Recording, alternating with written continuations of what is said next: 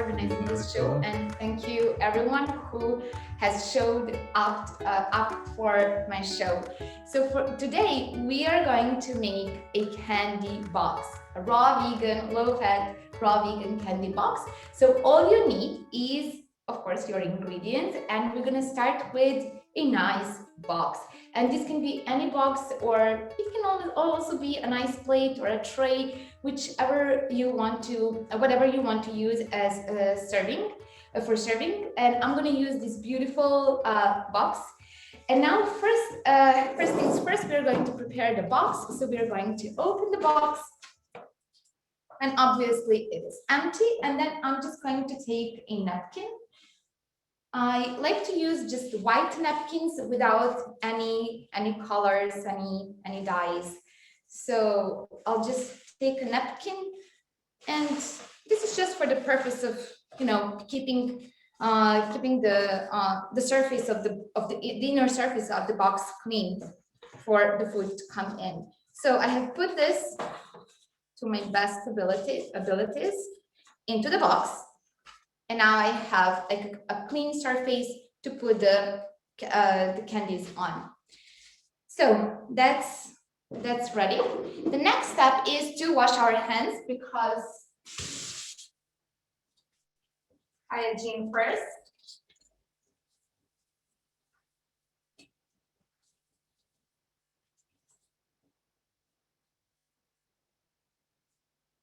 So if you have washed your hands, we can move on. We're going to make 3 different cakes today. The first one is going to be so easy to make and so delicious. It consists of 2 ingredients only, and those are bananas and some cinnamon. So here I have bananas that I dehydrated last night, and the way I did it is just to take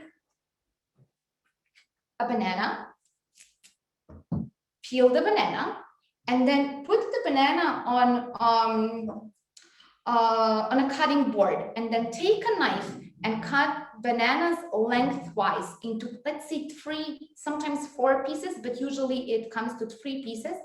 And then align your lengthwise banana pieces on your dehydrated trays and dehydrate them for about 6 to 8 hours. It really depends on the room temperature, on the humidity, on many different factors, but I would go for about 6 to 8 hours. And it really depends on how crispy you want to be your bananas to be. I don't like them to be like very crispy. I like to leave them a little bit well, not that crispy, a little bit more fresh. So it really depends, and you have to check maybe after 4, like 5, 6, 7, 8 hours, and see how you like them to be.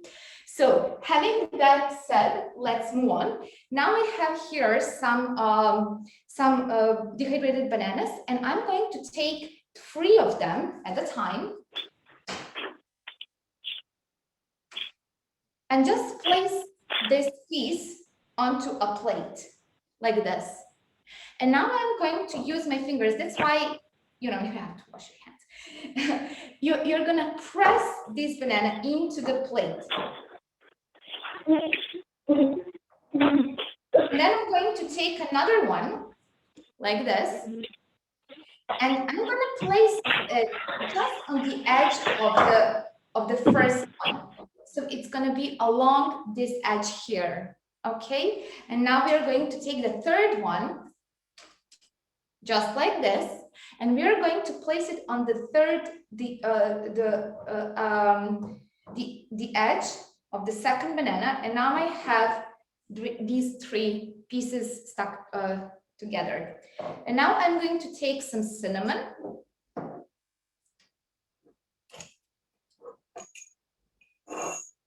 So here is my cinnamon, and here is this little blade, and I'm just going to put some cinnamon on top of these 3 bananas.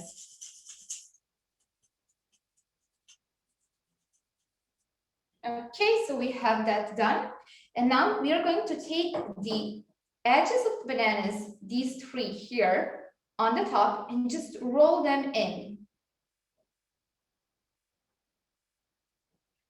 Roll, roll, roll.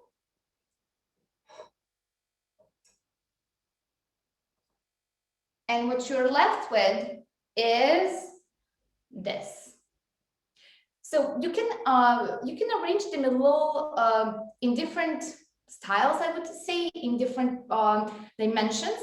The way this is the way I like to do it, because this reminds me of my childhood. When I was little, my grandma was making how would I call it in English? Well, my Serbian audience will know this, kiflice. When you say kiflice in Serbia, everyone knows what it means. And they're usually packed with jam or, well, yeah, usually just fruit jam. Sometimes it can be some meat, but... My grandmother used to make something that she called rugula, but that wasn't in English, so I have no idea what it was called in English, or would be called, but it was that. It's what you're making. It's what you're talking about. It was a pastry, and she called it rugula. Oh, then you know, it's like the best. Yeah. And when grandma makes it and when kiflice Better. smell in the house, oh my gosh. The only thing that I find better is this. So anyway, you take your box, you open the box, and you place one of the rolls into here. And why I mentioned how I made this, because in America, for example, this pastry, I don't think it's so popular as our cinnamon rolls. And if you want to have that, the looks of cinnamon rolls, you are not going to do this way, but rather like just one, and then roll one banana at a time, or stick two bananas at the ends in the, I'm going to show you, like not here, but rather here on this edge, and then roll them up. I'm going to do that with the next one, so you can see the difference just in the look of it, but the taste is similar. And I want to mention the smell, because when I'm dehydrating this in my dehydrator, the whole house smells of dehydrated bananas, and it is so addictive. Anyway, I'm placing this here, and now I'm going to make an American version of cinnamon roll, I would say. So I take one dehydrated, one piece of dehydrated banana, and then I take another one, and this plate is too small, so I'm going to do it here. And I'm going to attach this to the very end of this. And I'm going to take my cinnamon and add some cinnamon on top of it.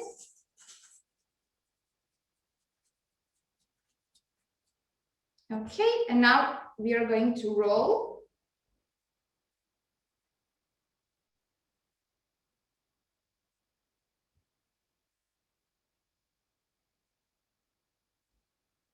Roll, roll, roll. Can you see? It's a cinnamon roll. It's a cinnamon bun, whatever you want to call it. Okay, and we're just going to place it here. And let's move on with all the bananas that you have. So how is everyone doing so far? We're doing good, Marina. It's exciting to do those rolls.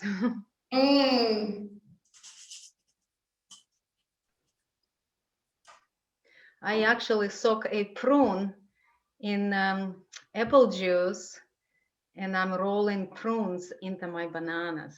So I'm doing that's such a good idea. That's such a good idea. In Serbia, prunes are very popular. Marina, could we move the lovely candy box and move it maybe to your right a bit so that people can see when you're working on the cutting board? There we go. Yeah. That's a much, thank you. You're so welcome. Here's my roll with the prune in there. Oh, that looks so tasty. Like simply.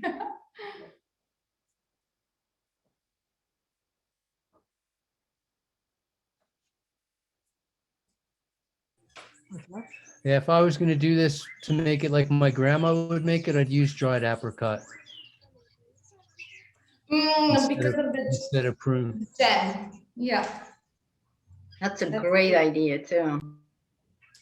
I find I love apricots, and here in Serbia, we have some very good varieties. As a matter of fact, I like to say that if you haven't tried apricots from Serbia, you haven't tried apricots. Anyway, You know but the there are names of different. any of them? But there are different varieties of apricots, and then there is this one variety that is like jam from the tree. Not all of them are the same, but that one is, it's a special one. You have to do nothing. It's already prepared. The jam was created on the tree. It's really special. So apricot season, I'm so looking for it. Okay, so here we have these little buns, and I have one more to go.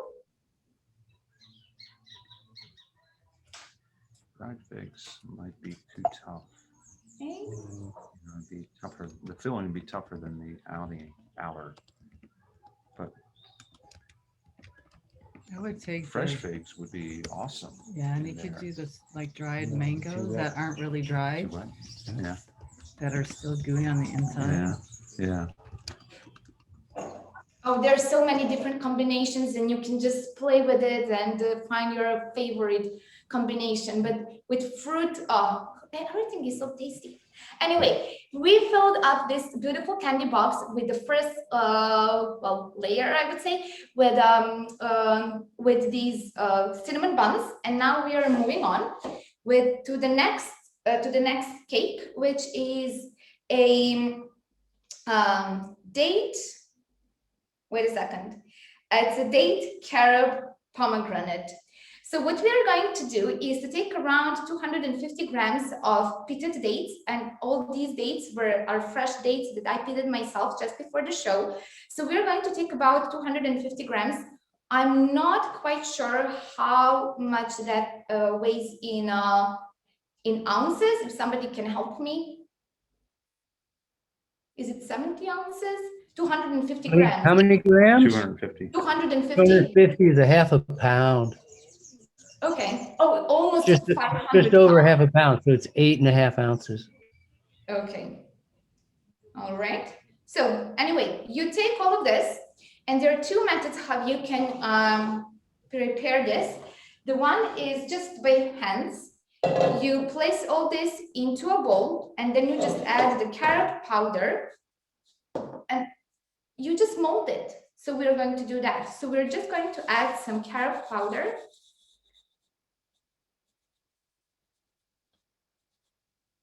So, Marina, do you know the source of your carob powder by any chance? Do you know if it's Yes, Italian or South absolutely. And American? I was anticipating that question. This one Sure. is from Croatia, and I usually check with the manufacturer. I have to admit Well, you that told us about this once before, didn't you? You told us that you had found the Croatian raw carob. Good yes. for you. Well, I usually like, if who knows me well knows that this is not a surprise. So whenever I buy something, I actually email or even call on the phone the manufacturer, the producer, and I ask, is it raw? So that's what I do with every single or most of the things that I consume or buy. I have to admit that I haven't checked with this particular carob that I bought today. But from before, I know that this is they come from the same source as the one that I was buying before, and they were raw. So I trust this one is as well. So, but I have to admit that this one I bought today, it is from the same source, but I just haven't time to check. But it looks the same. I don't know.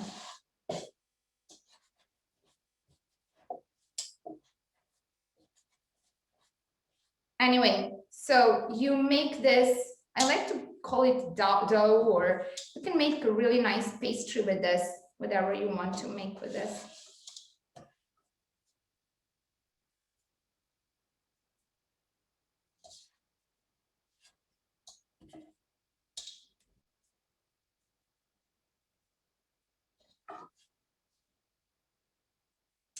when this is I believe an interesting story. So when my grandmother was little, she tells me that when she was little, they would just take the carob pods from the tree and eat them like chocolate from trees. And I think that's really, really interesting. And most of the kids today don't even know what carob is. And I think that's really sad. So I think it's time to bring back those good old candies from trees among people. What do you think, people? Am I right, Paul? Well, you're close to right. Yes, you're very close to right. You're indeed correct in the idea that we need to appreciate the candy in the trees. The idea that carob isn't well known is actually not quite accurate. It's an exceptionally well known fruit in the places where it grows, and historically, it has a long history because carob is talked about quite a bit in the Bible. So back when a large portion of the population was living in the Middle East, everyone knew what carob was because it grows wild and is an easy to access food. Children would tend to eat it, but adults would not because it's a lot of work for a little bit of flavor. Uh, and so carob was primarily used as fodder for the sheep rather than used as food for humans.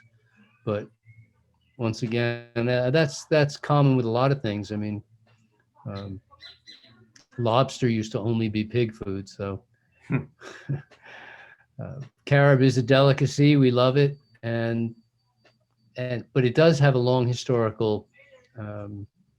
long historical reputation, to the degree that there's even food named after carob, right? Carob has a second name that's also called St. John's bread. So it does have a tradition of being well known.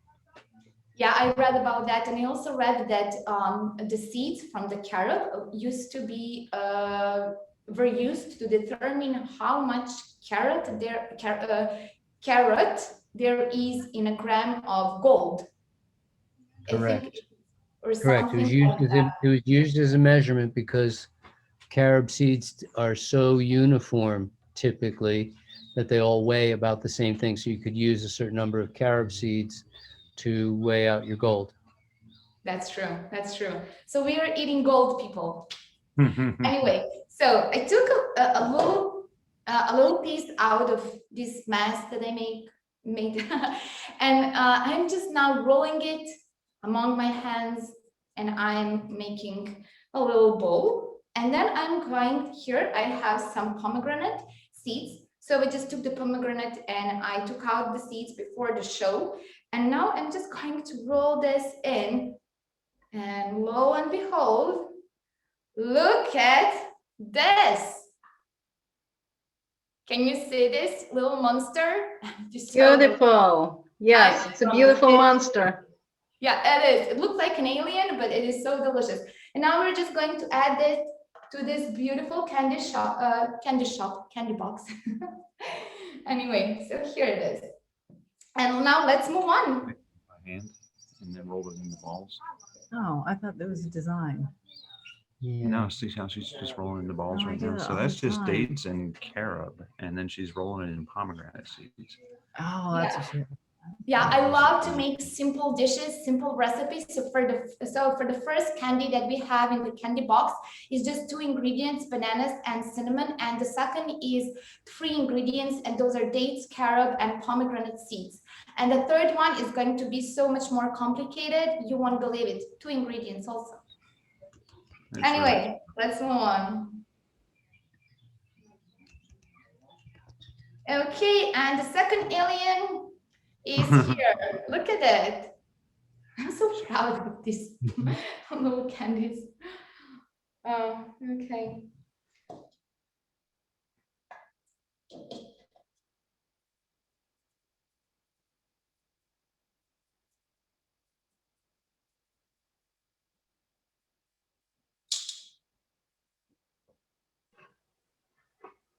That is so much fun to make your hands dirty. Yeah, I love In it. candies. In candies, yeah. I would say the Candy only box. like even greater satisfaction that I have when I really get my hands dirty is when working in the garden, and when you work with the soil. Oh, like such it's an experience that you have to feel to understand what it is. Does anyone hear me on this, or nobody relates?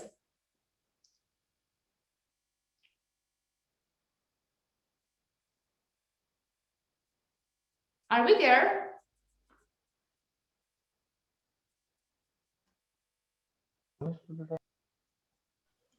Marina, I have to lick my fingers to push the unmute button. I'm sorry. That's okay.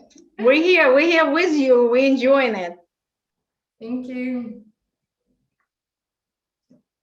Okay, and look at this little alien that goes in here. Okay, so we are done with that, and now we are moving on to the third candy, which is going to be, as I said, so complicated. It's going to be 2 ingredients, and those are fresh dates and some raw organic coconut flakes. So, and I would like to mention this, when it comes to coconut, most coconut flakes or coconut flours on the market have been heated. So after the coconut has been taken from the tree or whatever, they are, taken from the tree, they usually heat them. So it is very important to find organic.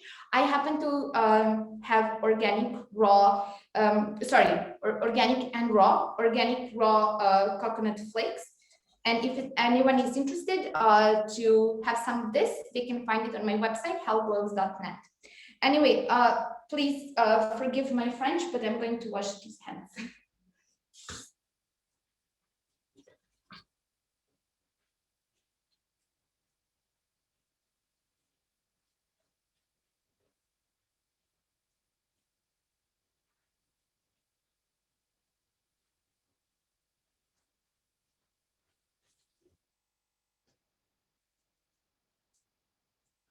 All right, so we have some beautiful raw organic coconut flakes here, and they smell like wonderfully. What can I tell? Anyway, now we're going to add maybe 1 or 2 spoons, and let's see how it goes with this. So massage it really well.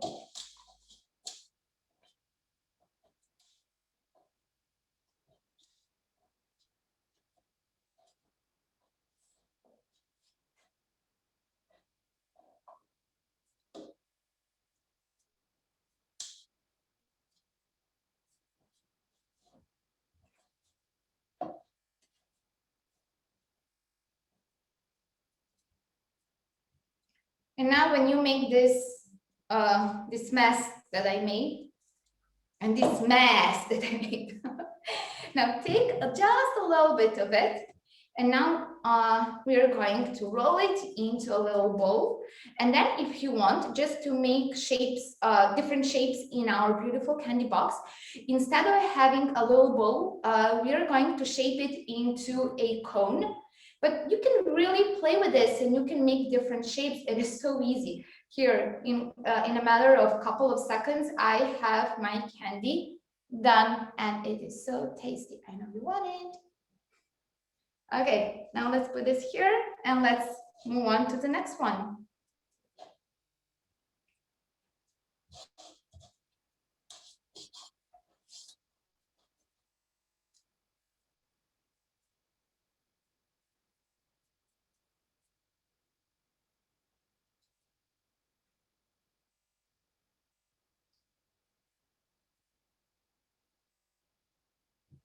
Oh my gosh, like, just look, come on. Okay.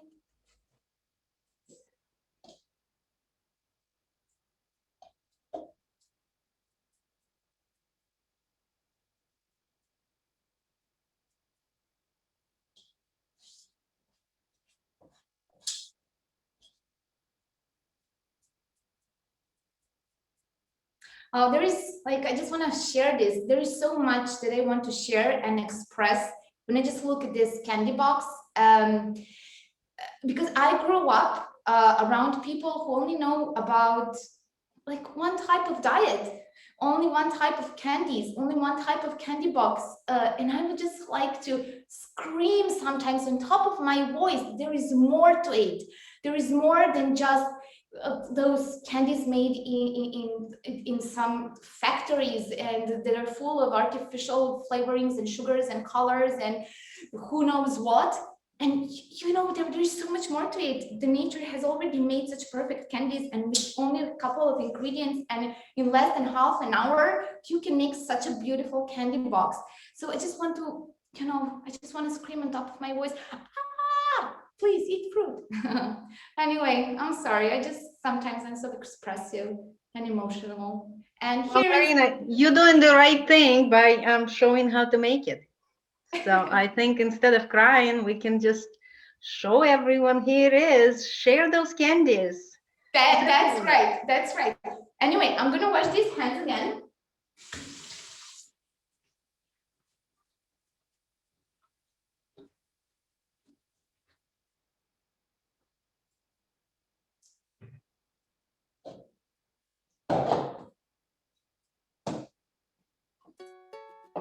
Okay, and let me present this to you like this. So imagine that somebody comes to your door tomorrow and brings this.